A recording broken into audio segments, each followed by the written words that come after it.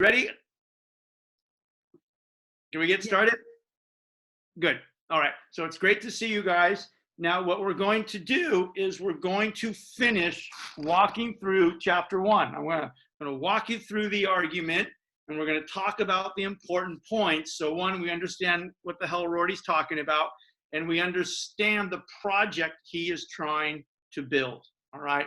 And in the first chapter is titled The Contingency of Language, and he is trying to seduce us into seeing language in this kind of nominalist, what he will call this Davidsonian and this Wittgensteinian sort of way. He's trying to seduce us into looking at language as a human invention, and not just language, but meaning and value and purpose. And he wants to seduce us into thinking of language, as he calls it, contingency. And what he means by a contingent view of language is to see it as a human invention, literally a kind of a tool that we invent to describe our encounter with things and processes in the world, and even to describe concepts that we invent in our mind. And he wants to convince us or seduce us, right, of thinking about language as a human invention and a tool we use to describe things, right? And that's the account of language that he's slowly building. And we've already seen how he talks about a private language. We've seen about how he talks about a public language and how they're equally important but incommensurable. So he's going to continue talking about this. Now, as we saw last week, one way we get into this for Rorty, as he said, was to make a distinction between the claim that the world is out there and the distinction that of the claim that the truth is out there.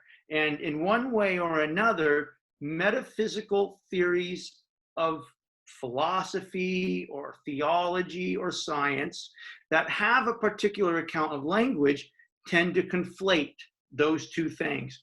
Metaphysical theories, metaphysical philosophy, metaphysical theology, and even metaphysical science tend to conflate the two claims. There's a world out there and there's a truth out there. And not only do they conflate those two claims, but they conflate those two claims by saying that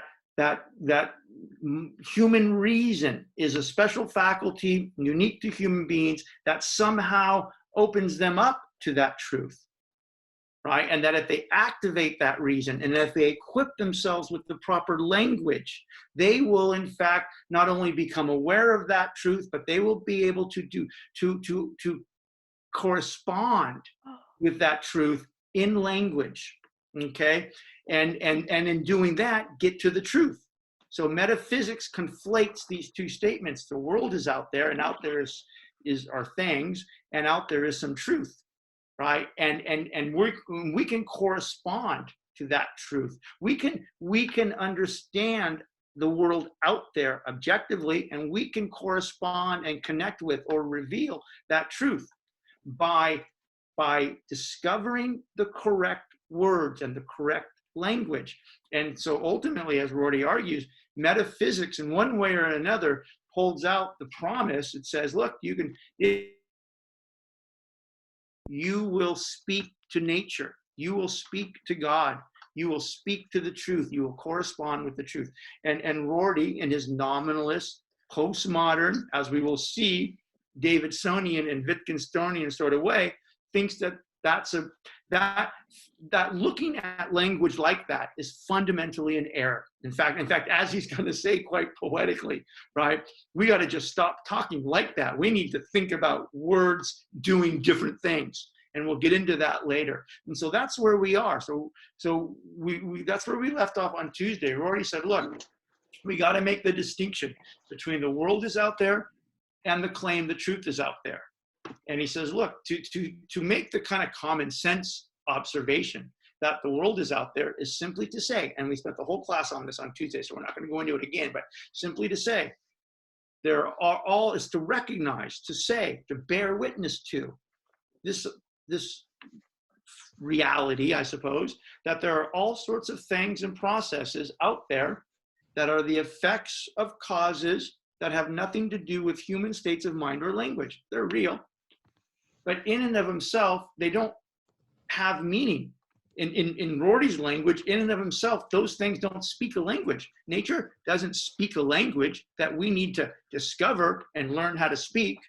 There's no objective truth out there of justice that we need to discover, right? There's the world's out there and things are out there.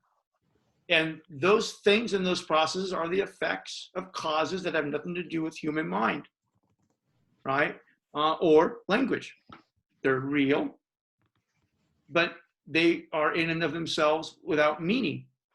It's only human beings in and through the invention of words and definitions attached to words and the way those words function as tools to describe our encounter with those things, our experience with those things. And not just to describe our encounter with those things, but even to, in this kind of Nietzschean poetic and inventive way, to describe the ideas in our heads. All right, so we can pick this up on page 5, and we're going to walk through the rest of the chapter. So the first paragraph on page 5, Rorty says, he says, look, truth cannot be out there. The truth cannot exist independently of the human mind, because sentences cannot so exist, cannot be out there. There aren't sentences out there in the universe. Nature doesn't have a language, right? A specific true language that we have to discover. The world is out there, he says, of course, but descriptions of the world are not. Only descriptions of the world can be true or false. And by the way, let's just talk quickly about this. This is a kind of important thing. And he talks about it in the chapter. And I just want to give a kind of example. Because for someone like Rorty or for postmodernists, whatever constitutes a truth claim, right? Whatever constitutes a claim that we recognize as true from a postmodern point of view, right? Whatever constitutes the truth or truth claims from the postmodern point of view are truths that are generated inside the language game. Right. So if I say, if we were in person and I could see everybody, or I could even say today's Thursday, right? Today's Thursday, and today I'm wearing a white shirt. And if I could see Io, I'd say, and Io's got a blue shirt on, right? Or if I would say it's sunny today, right? Or gee, over there's a cat, and the cat's black, and we make statements like that, and they're true. You would agree, yes, Dungy's got a white shirt on. It is Thursday. It's a beautiful spring day. That cat over there is black, and by the way, cats are terrible creatures, right? We would say those things, and they'd be true, right? So you would say, hey, you're right, Dungy, the cat's black. It is Thursday. It's blue sky. And that would be a true statement. We would recognize that as a true statement. I wouldn't point to the tree and call it a cat. If I said, gee, look at that cat over there, and I'm pointing to a tree. One, that's not true. You're going to say it's not true. And then you're going to think I'm crazy. Right? What the hell's wrong? There's a breakdown in the language. So for Rorty and postmodernists, truth claims are functions of agreement inside language, right? The fact that I can say, hey, I'm wearing a white shirt today, and you guys can say, yeah, that's true, you got a white shirt on. That's a true claim. For postmodernists, the true claim emerges out of an agreement within language. It's a true claim because you and I are speaking a vocabulary, we're speaking a language, we're playing a language game, and this is the kind of way Wittgenstein is going to talk about it in a few pages. We're playing a language game where, because we are members of the language game, we've already in some deep ways, or not even in a metaphysical way, but through some deep ways, committed to the rules of the game. we have committed to call this color white. We've committed to call those brown-legged furry things cats. We've committed to call the sky blue. We've committed to a series of words with definitions and meanings that operate as tools to describe things. And when those descriptions, those word tool descriptions become commonly accepted, truth claims emerge out of that. So for someone like Rorty and postmodernists, truth is a function of agreement within language games. Truth is a function of agreement within language games, right? It's Thursday, that's true, because we're already playing a game, a language game, where we divide days into 24 hourly cycles. And we divide them into 7, and we give names to them, right? And we play a game. That's what language is, and actually in a deep way. It's a descriptive game that we're playing. So the kind of rules of the game. And so when I say, hey, let's meet for a beer on Thursday, you don't show up on Monday. When I say the dress code is formal, you don't come in your shorts and your flip-flops, right? And when I say, hey, Io's shirt is blue, and if it happens to be blue, yeah, that's a truth claim. So truth is a function of agreement within language. Truth is not, as the metaphysicians try to argue, as Rorty is critiquing, truth is not correspondence with some word, an idea, and objective reality. Truth is not correspondence with the essence or the nature of things, okay? And so this is what he's getting out here. So he says, look, we got to make a distinction between the claim the world is out there and that the truth is out there. And to say that the world is out there is to say with common sense, there are all sorts of things and processes that exist. We didn't invent them. We didn't set them in motion. We didn't give them meaning. There are all sorts of things and processes that exist. And most importantly, are the effects of causes, all sorts of wild shit going on out there. These things and these processes are themselves the effects of other things and processes, right? That have nothing to do with human states of mind or language. So that's what he means. The truth cannot be out there. It cannot exist independently of the human mind because sentences can't exist or be out there. The world is out there, but descriptions of the world are not. And then this is why I just went into that kind of tangent explanation. Only descriptions of the world can be true or false.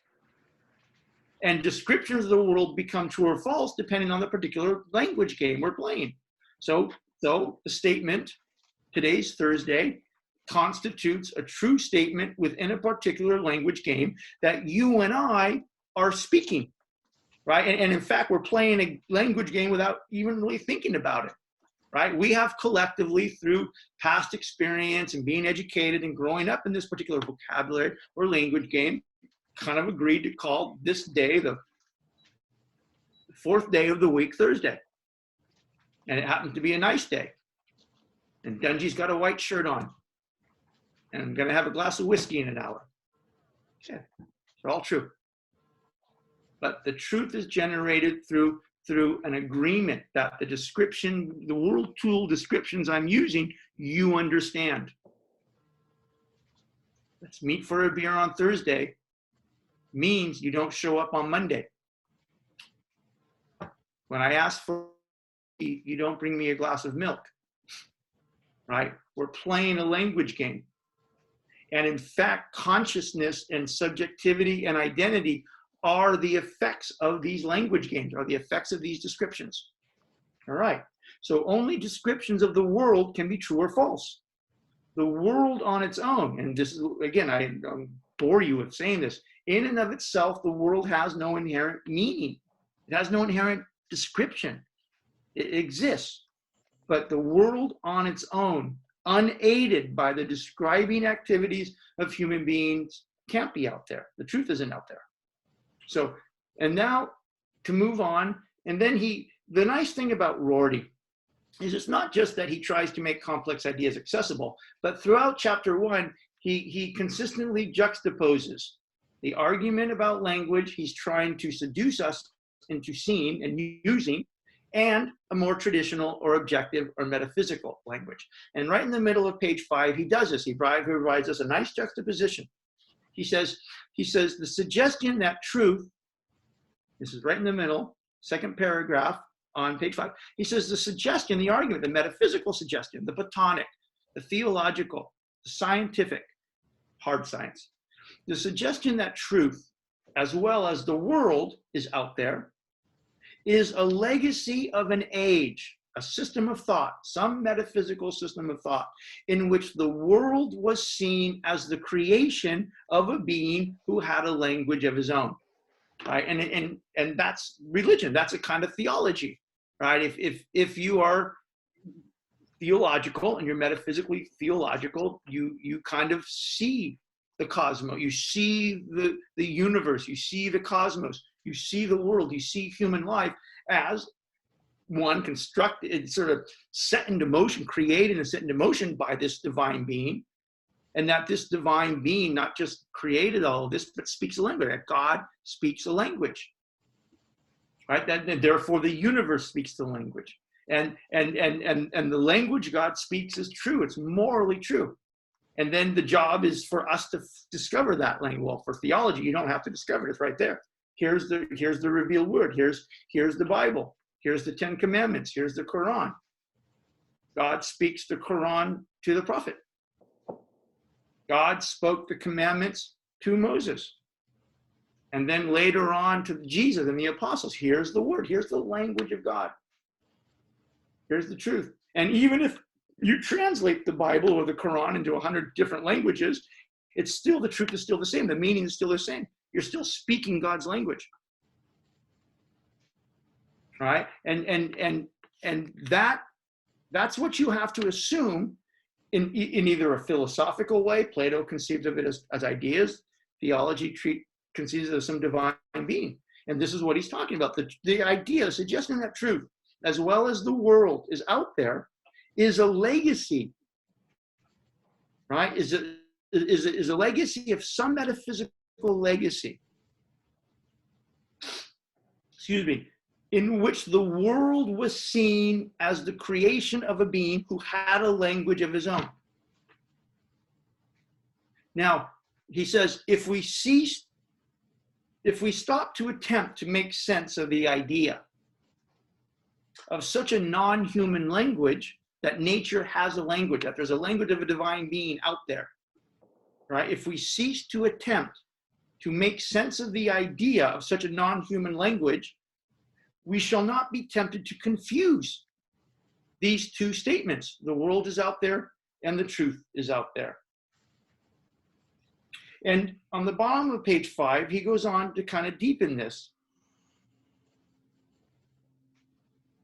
Now let's move to middle of page 6. First paragraph, page 6. He says, and he's kind of finishing out this idea. He says, the world does not speak, only humans speak. Now, another nuance of this kind of Davidsonian and Wittgensteinian notion of language, nominalist notion of language, right? He writes, the world can, once we have programmed ourselves with a language, help us think certain things. But the cosmos can't determine what language or what vocabulary we speak. And so what's he getting at here? So to be sure, right, when someone like Nietzsche or someone like Rorty makes the argument they're making kind of human invention, that it's a tool to describe things. It might even simultaneously be an assertion of power because it kind of gives meaning and value.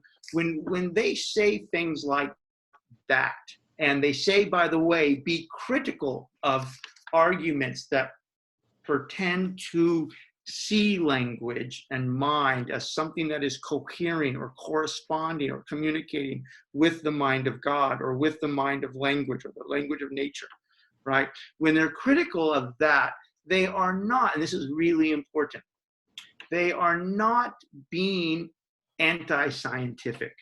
They're not being anti-moral. They're not They're not trying to destroy science. They're not trying to destroy the public discourse or the political discourse. If Rorty breaks his arm skiing, the first thing he's going to do is go to a hospital. And he's going to hope that the medical doctors there weren't asleep during their classes, right? And he's going to hope that those medical doctors fix his arm. If Rorty breaks his arm skiing, he's not going to put a leech on it to suck some blood, right? He's going to go to a doctor. He's going to go to a hospital. He's going to go to a doctor. He's going to go to people who speak a kind of scientific language. And he's going to hope, like we all do, that that person who is speaking this kind of scientific language that is describing kind of how we think this, how things work or how we want to think things work, he's going to hope that that doctor can fix his arm. And hopefully he can. There really is a rover on Mars. Really, really, really brilliant, creative, poetic people, to put it in Rorty's language, equip themselves with some math and some calculus and some geometry and some physics and some engineering. And they took this little silver thing that they built in Pasadena, and they put it on a rocket, and they shot it into space, and they landed this fucking rover on Mars. It's there. It's really there. It's not a conspiracy. It's not a myth. There's really a rover on Mars. And human beings really engineered it, and they invented this science, and they invented this technology, and they put the damn thing there, and the damn thing there, it's rolling around and it's taking pictures. And it's fucking amazing. It's amazing. Just like when I break my arm and I go to the doctor, I hope the doctor can fix it. It's amazing. I don't want to walk around with a broken arm for the rest of my life. And I'm certainly not going to put a bunch of leeches on there to suck the blood, hoping that that's going to somehow fix my arm. I'm not medieval about it. All of those things are real. And we can equip ourselves with a language that helps us do real things. There's a real rover on Mars. Someone's going to really fix my arm. So we can equip ourselves with a language to do things, to describe our engagement with a kind of world we find ourselves accidentally and contingently in. And all of that's powerful. All of that's good. Rorty's not saying that that's not good or that's not, we shouldn't do that, or that's a lie. It's not the point at all. The point is that we can do these things. We can equip ourselves with a language that enables us to do things, even important things. Rovers on Mars, fixing broken arms. And in the public language we create, reducing inequality, increasing freedom. We can do things.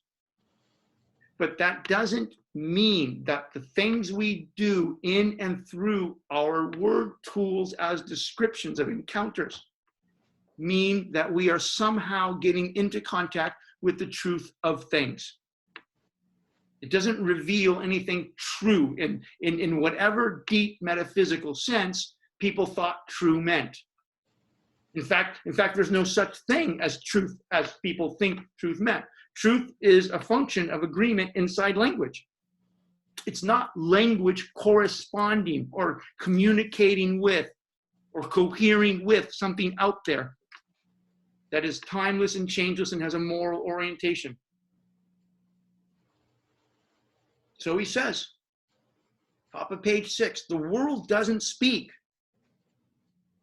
Only humans do. But the world, once we have programmed ourselves with a certain kind of language, yeah, let's invent some calculus. Let's invent some theoretical physics. Let's invent some complex geometry. Let's invent thrusters, and let's put these little things on rockets and let's fucking shoot them up in the middle of the fucking air. And let's drop these rovers and let's take pictures. How fucking cool is that? And it's powerful and it's valuable, but none of it means or in any way conveys that somehow we are now speaking the language of nature, or that we're communing with some truth out there.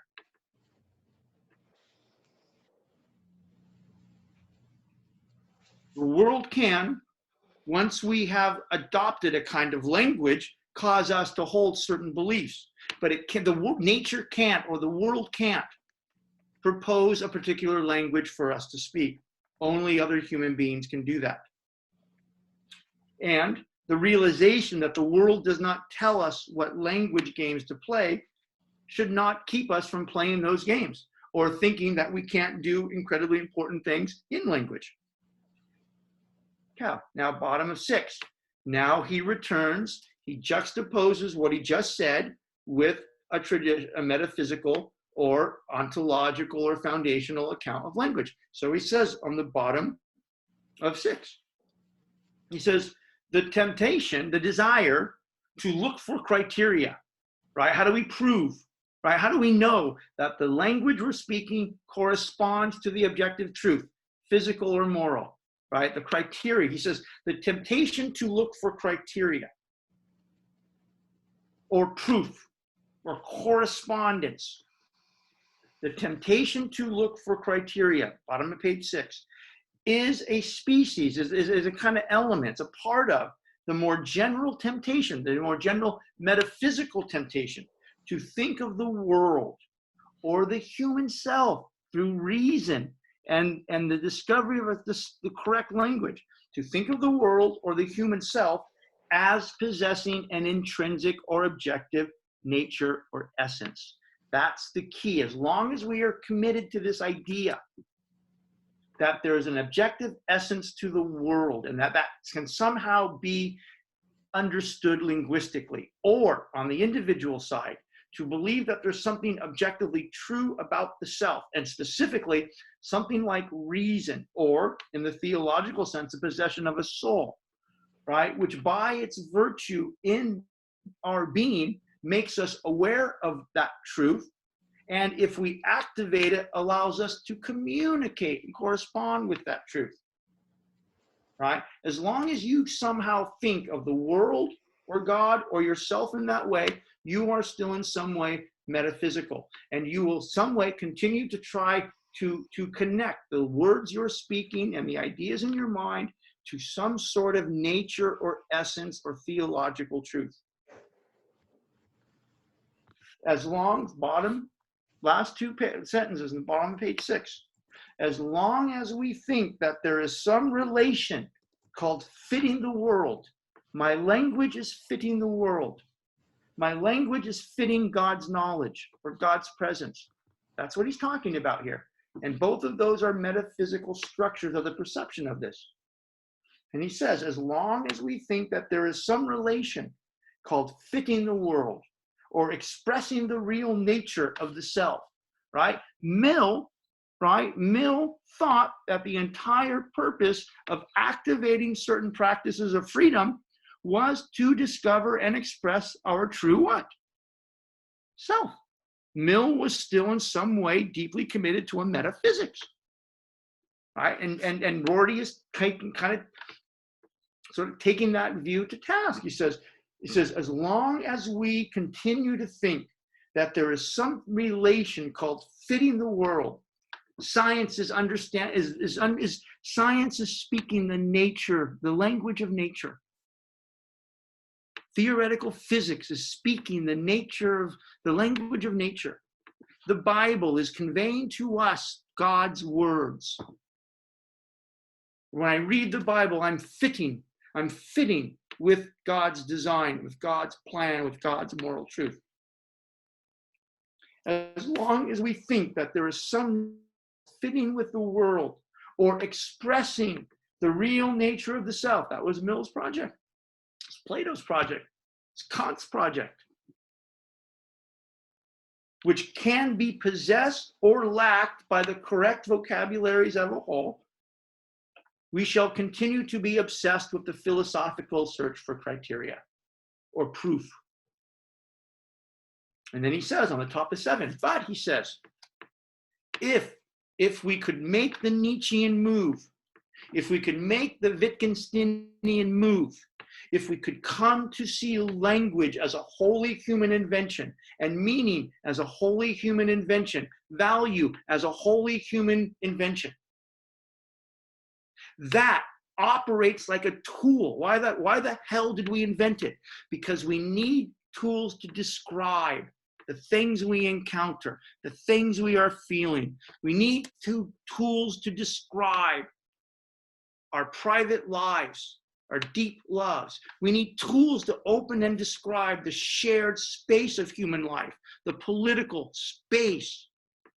If we could ever become, his word is reconciled, but if we could ever accept, is what he's saying, if we could ever accept the idea that most of reality is indifferent to our descriptions of it, right? And it's brilliant, right? In and of itself, the universe has no inherent meaning or purpose. It doesn't have a language. It's real. The things in it and the processes in it are the effects of causes that have nothing to do with human mind. And by the way, in the tragedy class, this is one of the beautiful things we talk about in Nietzsche's critique of his celebration of Greek tragedy, in and through these metaphors of the Apollonian and the Dionysian, right? For Nietzsche and for Foucault in his own way and for Rorty in his own way, what remains really magical about this, I think, that's kind of a goofy word, is that not only is language a kind of tool that we invent to describe these things, but in a way that the cosmos is so vast, and the potentiality for so much infinite invention and description is so profound, right? That most of the cosmos will always remain beyond our description. Most of the cosmos is going to remain outside of or beyond or indifferent to our descriptions of it, right? And in a way, it's extraordinarily beautiful. Right? And in a Nietzschean language and a Foucaultian language, Rorty wouldn't be obsessed with this, but in a Nietzschean and a Foucaultian way, this idea is there's something extraordinarily liberating and powerful, if you can get your head around it, of this idea that, one, language is a human invention and it's important and it's an assertion of power, right? But it is, even in its most extraordinarily powerful, poetic, erotic expectations, it is in and of itself limited. One, it's fragile and it's limited. The cosmos, a human life, and Rorty's going to trip on this a little bit in chapter 2. It's a brilliant chapter, right? The cosmos and a human life can never, ever fully be captured in or reduced by words, right? Right? There's so much going on in the cosmos, right? That there's so much more we haven't described. There's so much more we haven't encountered, right? That the cosmos can never be reduced to our linguistic mastery. It can never be reduced to our technological mastery, right? It can't. And by the way, there's something empowering about that, erotically empowering about that. And as we will see in chapter 2, this idea that language is a human invention, that this idea that there is no objective self that needs to be discovered in language, and then once I discover it, I have to live by it and align my private life with its moral truth.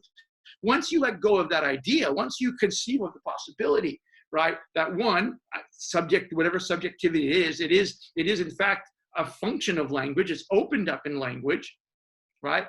And that there is an almost a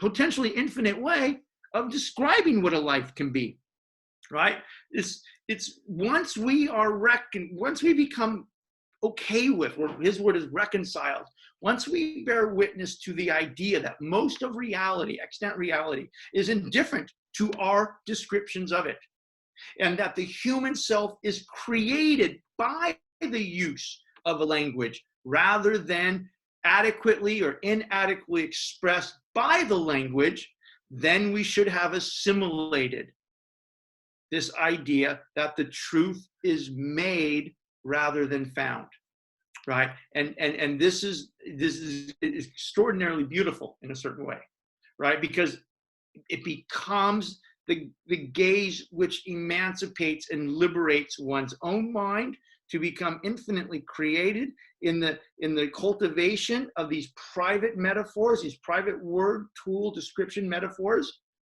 right? Right?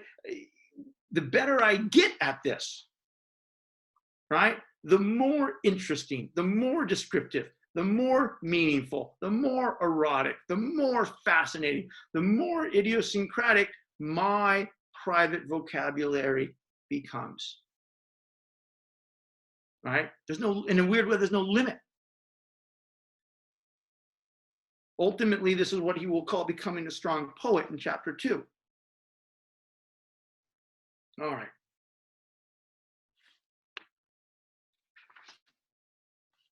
Bottom of page 8. So we continue. He's going to continue on with this, and then he's going to start setting up this sort of Davidsonian and Wittgensteinian notion of language. But he's still on his way, and he says, and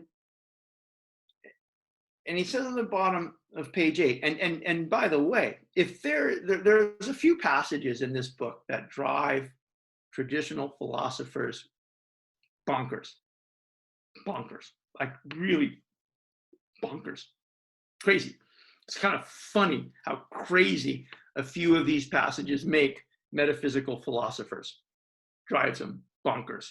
And if there is a place where Rorty comes under criticism for his philosophy, it's in here.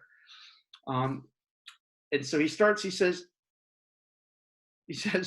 on the view of philosophy, which I am offering, to look at words as human inventions, words and meanings as human inventions, and as tools specifically designed to describe, and that we have different tools to describe different things, and that we can get really damn good and creative in describing things. And yet all of that never in any way suggests that we're getting in contact with the truth. In fact, as he's going to say, we need to drop the whole idea of a metaphysical truth. The whole idea of thinking that there's an objective truth in the way that Plato thought about it, or that theology thinks about it, or certain hardcore sciences think about it, is just fundamentally inaccurate. In fact, we got to stop talking like that entirely. All right. And again, that drives traditional philosophers bonkers. And he's getting at this in the bottom of page 8. He says, on the view of philosophy, which I am offering, philosophers should not be asked for arguments against, for example, the correspondence theory of truth, or for the idea of the intrinsic nature of reality. They just shouldn't. On the argument of philosophy, we have to think of language in such a fundamentally different way. What language is, what it's doing as a tool for redescription, and therefore what it's not doing, speaking the truth of nature, the language of nature, the language of God, right? We've got to, and if we can do that, if we can drop this idea that anything has an intrinsic nature, that language is corresponding to the truth, that we are reading God's word, if we can drop that whole idea, those words, literally drop those words, drop those ideas, right? We would stop demanding that philosophical debates be settled by something like objective criteria. And he says on the top of page 9, he says, interesting philosophy, and again, here's what makes philosophers bonkers, especially analytical philosophers. This is what drives them crazy. And he says, Rorty says, interesting philosophy, he says, is rarely an examination of the pros and cons of a thesis. Usually it is, he says, implicitly or explicitly, a contest between an entrenched vocabulary, an entrenched set of word tools that describe something, which has kind of outgrown its use, entrenched vocabulary, which has become a nuisance, right, which has outgrown its use, right? Galileo, right, and Kepler stopped speaking the language of Aristotelian physics. Aristotle's physics, his vocabulary of physics that he used to describe the cosmos of these crystalline spheres with the earth at the center. Galileo would have learned Aristotle's physics. And he would have tried to use Aristotle's physics to describe his world, and it wasn't working. It wasn't working. Aristotelian physics didn't help Galileo describe what he was experiencing, that this round orange thing is the middle of the cosmos of the universe, not the earth, right? And so for Rorty, philosophy moves forward, cultures move forward through this process of kind of slowly replacing one set of descriptions, word tools descriptions, with others that help us do other things. Describing the universe in the language of Galileo, in the language of Kepler, in the language of Copernicus, seemed to help us do things that describing the universe in the language of Aristotelian physics couldn't. Same in medicine. When people were sick, they would put leeches, and the leeches would suck the blood, and people would say, in sucking the blood, they're taking away the disease. That was how medieval medicine described disease. It's how medieval medicine described the process of healing. There's some demonic spirits in the blood, and to get the blood out, we got to get leeches. And if we suck enough blood out of people's arms, we're going to heal them. And lots of people kept dying. And so people started to say, this is, and in Rorty's kind of goofy way, but he's dead serious. Slowly, people started to say to themselves, the emergence of what would become medical science in the 1500s and the 1600s started to say to themselves, hey, maybe describing disease, maybe describing healing, maybe describing the whole practice of medicine would be better if we stopped thinking about it as demonic spirits in blood, and we get those demonic spirits out of the blood by putting leeches on and draining these people of blood. Okay. Interesting philosophy. Progress in science, progress in culture, Rorty's going to argue, is rarely an examination of the pros and cons of a thesis. Usually it is implicitly or explicitly a contest between an entrenched vocabulary, which has, Rorty says, become a nuisance. It's not doing what it's supposed to do anymore. And a half-formed new vocabulary, a new set of word tools designed to describe the encounter with disease or with the cosmos differently. A half-formed new vocabulary which promises great things. And 2 lines down, he says, and again, this drives analytical philosophers bonkers. He says, the method, what is happening, what we need to bear witness to, and what is actually happening is, he says, the method is to redescribe lots and lots of things in new ways. We have to redescribe, we have to invent new words with new meanings that function as new tools, and they function as new tools because they are describing our encounter with things differently.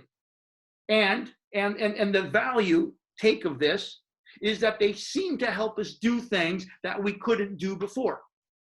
And some things like science and some things like culture. And the method is to redescribe lots and lots of things in new ways until you have created a pattern of linguistic behavior which will tempt the rising generation to adopt it, thereby causing them to look for appropriate new forms of non-linguistic behavior. This sort of philosophy does its work slowly. And on the bottom of page 9, again, he goes on, he pushes on this argument. He says, conforming to my own concepts of language, my own precepts, he says, I am not going to offer arguments against the vocabulary I want to replace. I can't. What arguments could I possibly deploy to convince you, to prove to you that your conception of God or your conception of bloodletting as healing is true? First of all, even conceiving of argument in that way for Rorty is misguided. Language won't let you do that. The whole project is misguided. So he says, how the hell do I try to get you to speak my metaphors? How the hell do I get to see you try to agree with my description of things? There's no way, right? And it's a fascinating kind of point of view. Even if you think of theology, right? If you think about conflicts, debates in theology, both within systems of thought, say Catholicism, or between systems of religious thought, Catholicism and Islam, but even within Catholicism, right? If you think about debates within side of Catholicism between Protestants and Catholics, first of all, the debate is about the description of Catholicism. Each side, the Catholics in their way and the Protestants in their way, are literally debating about whose description of God, whose description of the Mass, whose description of the liturgy is correct. That's what the debate's about, literally. And those debates will go on and on and on and on until literally both sides say, you know what? There's no way in hell I'm ever going to get you to see things my way. That's how it ends. That's literally how it ends. There's no way in hell I'm ever going to be able to prove to you that your description, you Catholics, that your description of the Mass is inaccurate, it's untrue. You don't understand God like I understand God. And the Catholics will say to the Protestants, you're a rebel. And the Catholics and the Protestants will argue about whose description of God and the processes of the church, and the ways of salvation. Will argue until the end of days, and literally the end of days, because they end up killing each other. Will argue till the end of days about whose description is right. And if one day, if they should get tired of arguing, how will the argument end? It will end by them saying equally, I just will never accept your description. That's it. That's how the debate ends. Right? And Rorty's saying, it's the same with philosophy. And Rorty's saying we've got to give up the idea that there are debates in philosophy about objectivity or debates in religion about God can ever be solved, unequivocally solved in language. We got to give it up. And so interesting philosophy, as he's saying, is never, at the end of the day, it never comes down to Descartes proving Spinoza wrong. It doesn't. Interesting debates in philosophy and movement in philosophy, as it does in religion, happens when, for whatever magical reason, one person is able to get the other person to, at least for a minute, hopefully, and then maybe even more, if that's the goal, to see the world from that person's description. Right? Conforming, he says, bottom of page 9, conforming to my own principles, he says, I am not going to offer any arguments against the vocabulary I want to replace. I want to replace metaphysics, the whole linguistic and rational model of metaphysics, whether it's Platonic or theological. This is what he wants to do. But he says, there's no way in hell I can ever prove it. The truth of mine. It's not possible. Instead, he says, I'm going to try to make the vocabulary I favor. I'm going to try to make the vocabulary I favor, the way I describe the world, I'm going to try to make that vocabulary look attractive by showing how it may be used to describe all sorts of interesting things.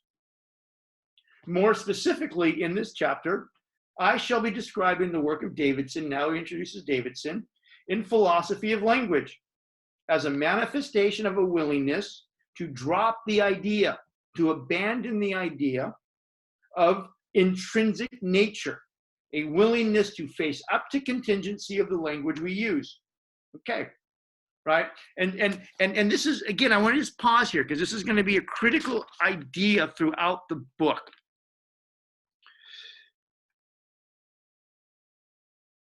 Philosophy moves forward.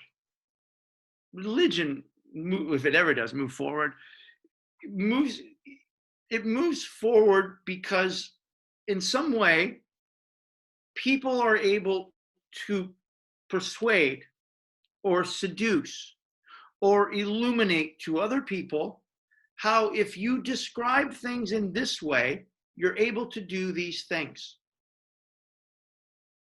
It's a process of it's and if there's a really snarky criticism of Rorty out there by analytical philosophers, it is that Rorty reduces philosophy to marketing. Right? And Rorty would admit this, right? He would see that as a great compliment, right? Because for Rorty, my best chance at getting you to see how I describe the world and why it's valuable and why you should adopt it, my best chance is by making my vocabulary look as interesting to you as humanly possible. So you might say to yourself, maybe I should try that. Maybe I should buy that product.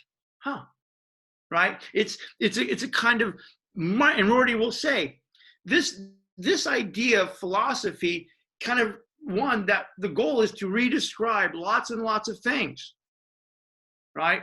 And to redescribe lots and lots of things so you can do interesting things, so you can do more things, right? And that whole process kind of reduces to a kind of marketing. Many things can be made to look interesting, to be made to look attractive, to be made to look seductive. And that, in fact, is how kind of philosophy goes. I'll give you two examples. On Rorty's account of philosophy and history, right, this kind of, that debates in philosophy ultimately aren't debates about truth, but there are debates about making your account of things as attractive to other people as possible, right? You think of the Cold War. You think of the great metaphysical, philosophical, existential battle of the Cold War. Here you had these two epic metaphysical philosophies, classic liberalism and Marxism. And they're both metaphysical philosophies, absolutely, because they claim to articulate true accounts of what the human is, what freedom is, what body is, what labor is, what economies are, and how they should operate. Classic liberal philosophy has a story about that, and it wants it to say its story is true. This is the truth about human freedom, truth about property, truth about value, truth about labor, truth about capitalism. And Marxism has its own kind of story about the truth of freedom, the truth of labor, the truth of how economies are organized. And during the Cold War, you had this conflict over truth, over whose language, whose philosophical language more adequately spoke the truth. Right? And this debate was we're going to nuke the world for this debate. Right? These two metaphysical truth. trying to dominate or destroy or prove to the other one that that it was correct. And this war, this existential war, this political war, this philosophical war over truth rages for 50 years. And it ends. And as Rorty would tell this story, and maybe it's glib or maybe it's superficial, but as Rorty would tell this story, at the end of the day, the Cold War didn't win because liberal philosophy and capitalism proved its truth to the communists. The communists didn't one day say, oh, fuck, they were right. Let's just give it up. That's not how it ended. It ended on a Rortyan account because people in the Soviet Union, the Soviet political leadership, people living under a certain communist version of Marxism, simply those word tools to describe freedom, to describe equality, to describe command economies, to describe all this stuff, those word tools just stopped being effective. They couldn't do what they wanted to do with their own damn language. And people finally said, I'd rather live like that. I'd rather live like that. I'd rather adopt those words, and maybe they adopted some, maybe they left others. You know what? All those East Germans living in East Berlin, looking over the wall. They thought, oh, God, that looks good. Look at that cafe. Look at that nightclub. Look at those Mercedes-Benz. Look at the fashion. Holy shit. Wow. That looks fucking cool. I want to try that. I don't want to sit in my tenement. I wanted to be a painter, but the Soviet government made me an engineer. I would like to go on vacation with my family, but I can't leave East Berlin. I'd like to have enough money to buy a fucking beer at a cafe. I'd like to have a free conversation about politics and not be spied on by the Stasi. Holy shit, that looks kind of interesting. That's how it happens. It doesn't happen because all those people in East Berlin have this philosophical, metaphysical epiphany of truth. All sorts of people speaking a kind of vocabulary about human freedom, about value, about labor, about life, in all of its complexity, found themselves using words as tools and descriptions that just, they couldn't do what they wanted to do. And they said to themselves, hey, look, see over there in West Berlin? Let's try that. I want to try that. I've tried this. I want to try that. That looks interesting to me. Tell me that story about personal freedom, or tell me that story about capitalism, or tell me that story. Tell me. I want to try it. So interesting philosophy is never a debate about the pros and cons and the truth of a particular thesis. It's often a process by which people drop one vocabulary for all sorts of complex reasons and adopt other ones.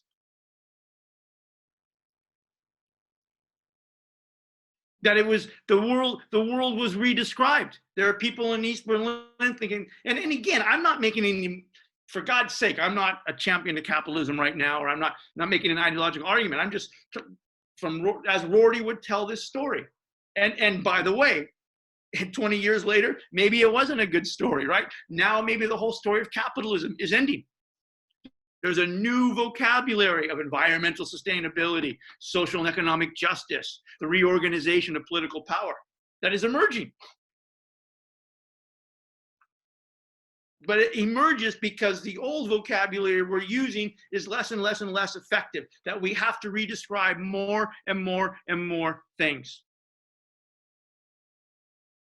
And that's the whole process. And even we'll have a chance to get into this more in chapter 2, but think of music. And I'm ahead of myself a little bit, but and there are some concepts that we'll talk about in chapter 2 are not there, but even think about music, right? Think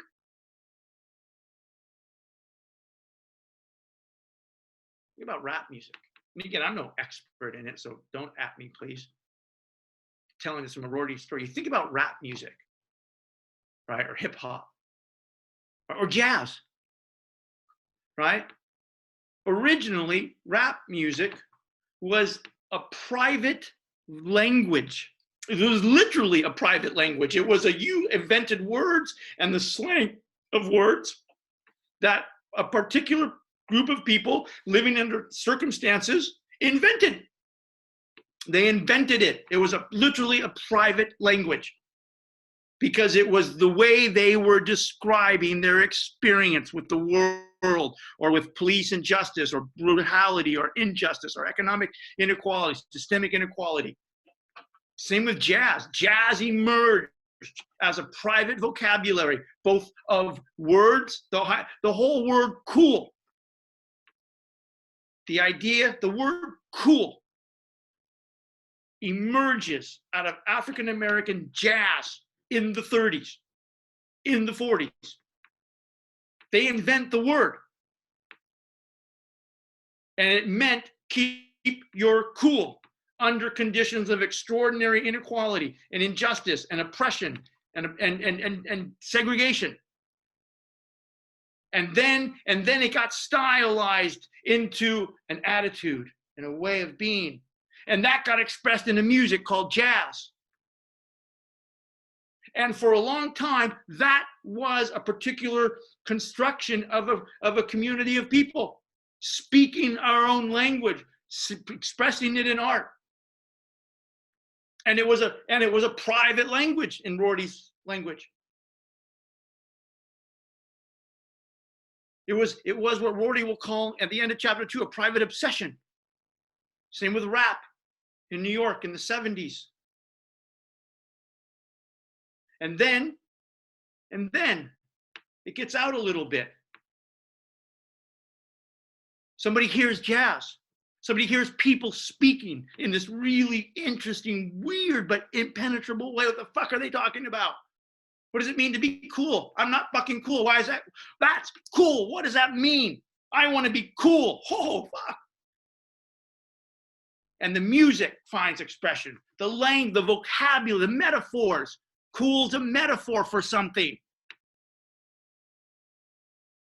And then someone hears it. Someone sees it. Wow. The fuck is that? That is interesting. It's fascinating. I want to know what that description cool means. I want to be cool.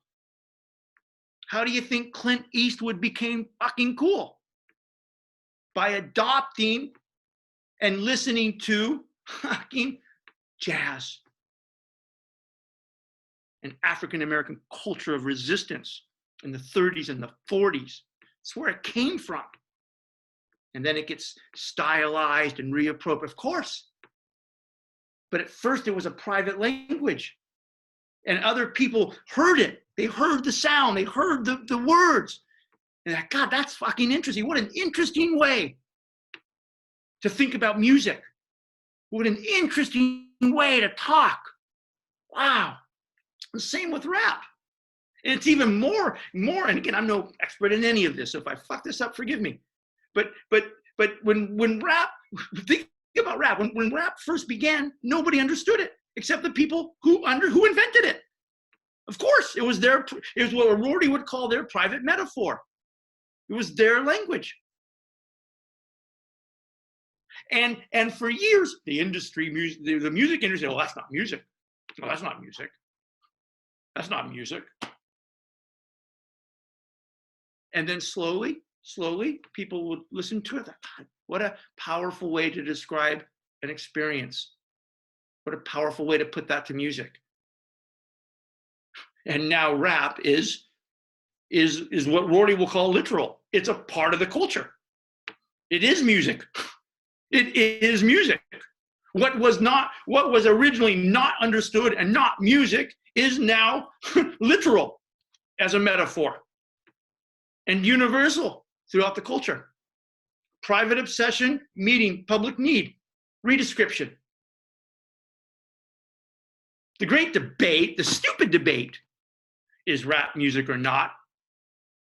That stupid debate, and by the way, you have a stupid debate about that because you're having that debate because you think there's an objective truth about music. There's no objective truth about music. And so the debate about whether rap is music wasn't settled because we discovered, stupidly we were wrong, but then we discovered, rap is a kind of truth of music, or part of the truth of music. That's not how it ended. Lots and lots and lots of people started saying to themselves, that's a hell of a way to describe the world. That's fucking fascinating. I want to be part of that. I want to adopt some of that, and I want to have that in my private life. All right. We will say a few more words about this on Tuesday. And then on Tuesday, we also get into book 2. Thank you. Have a great day, you guys. Love you. Thank you. Have a great week.